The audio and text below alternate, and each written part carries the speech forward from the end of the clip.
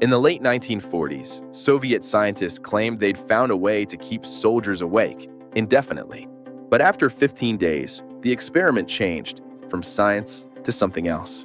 What happened inside that sealed room was so horrific, the records were destroyed. Or so they say. According to leaked reports, the experiment took place in a sealed underground bunker with 5 political prisoners. They were told that if they could stay awake for 30 days, they would be set free.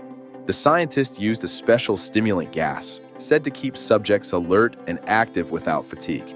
Microphones and cameras recorded everything. For the first 5 days, it worked. The subjects laughed, talked, even read books aloud to stay awake. But by day 6, things began to unravel.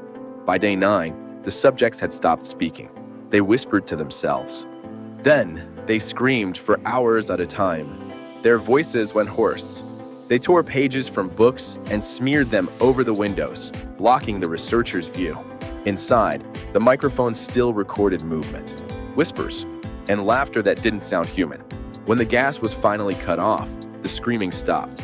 But what came next was worse than silence. After 15 days, scientists entered the chamber.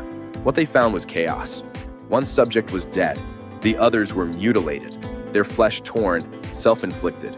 They had ripped open their own skin and refused medical help. When the doctors tried to sedate them, the subjects fought back with superhuman strength, screaming, "We no longer need to sleep." Even after being restrained, they begged to stay awake. One of them whispered, "You can't let us sleep. We'll die if we sleep." The surviving subjects were moved to a medical facility for study. Their pupils were dilated. Their brains showed signs of hyperactivity, as if in a constant dream state. When one was sedated for surgery, his heart stopped the moment he fell unconscious. The last survivor, strapped to a gurney, smiled at the doctor and said, "You've almost freed us." Then he stopped breathing. Moments later, the recording equipment failed. No explanation was ever given. Officially, there is no record of the experiment. No documents, no photographs, no witnesses still alive. But fragments of Soviet research into sleep deprivation and stimulant gases do exist, and they line up with the story.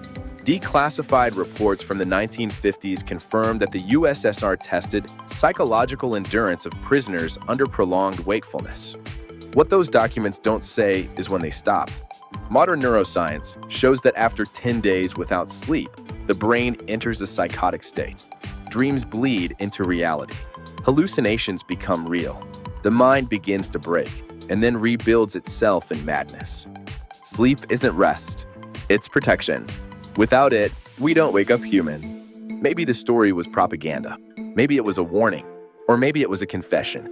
They wanted to create soldiers who never slept. They ended up proving why we dream.